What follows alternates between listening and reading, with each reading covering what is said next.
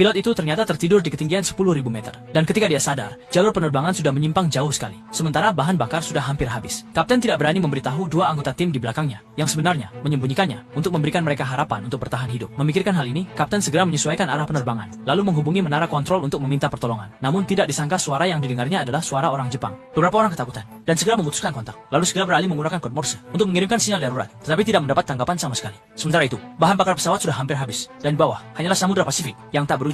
Samudra Pasifik sepertinya tidak akan ada harapan lagi. Mereka terlebih dahulu menurunkan amunisi dari pesawat untuk mengurangi berat. Kemudian Kapten memerintahkan semua orang segera mengenakan jaket pelampung dan menyiapkan rakit penyelamat. Kapten akan memaksa pesawat mendarat darurat di Samudra Pasifik.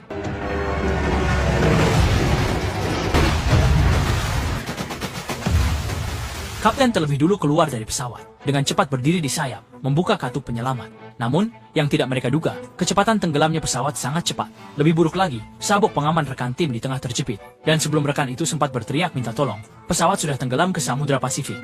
Tepat ketika pria itu hampir kehabisan napas, akhirnya terlepas.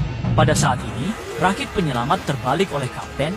Mereka menggunakan dampak gelombang laut. Setelah berusaha sangat keras, akhirnya bisa membalikkan rakit tersebut. Kemari, ketiga orang itu berjuang naik ke atas rakit penyelamat. Mungkin karena terlalu lelah, mereka tertidur sampai siang hari berikutnya. Namun, Kapten terbangun lebih awal. Dia tidak ingin melewatkan kesempatan penyelamatan yang mungkin muncul. Selanjutnya, Kapten menyuruh setiap orang melihat ke arah yang berbeda. Tidak boleh melewatkan setiap pesawat yang lewat. Ketika masih kecil, teman satu tim dengan heran menemukan ada titik hitam di langit. Saat titik hitam itu perlahan mendekat, ternyata itu adalah sebuah pesawat. Namun Kapten langsung menyadari bahwa pesawat itu juga tidak memiliki banyak bahan bakar, karena kecepatan terbangnya jelas melambat. Tapi beberapa orang tetap tidak melewatkan kesempatan ini. Mereka mengayunkan jaket pelampung sambil berteriak sekuat tenaga. Namun sayangnya, pesawat tidak melihat mereka. Di tengah lautan luas, tidak ada yang tahu mereka akan terapung selama berapa lama. Karena memiliki banyak pengalaman, Kapten mulai memeriksa barang berguna yang dibawa semua orang.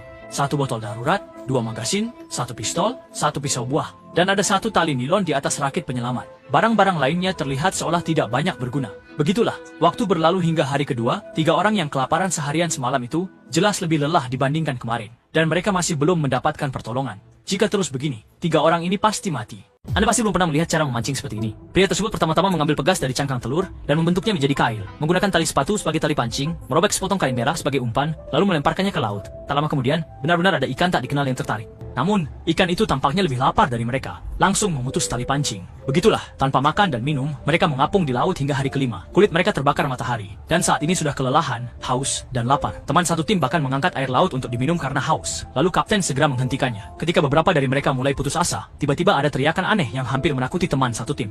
Awalnya mengira Kapten jadi gila karena kelaparan. Ternyata Kapten menemukan ada sebuah pena di tubuhnya. Dengan ada pensil, ada harapan untuk bertahan hidup. Kapten dengan tidak sabar menggambar peta navigasi di rakit penyelamat. Berdasarkan pengalaman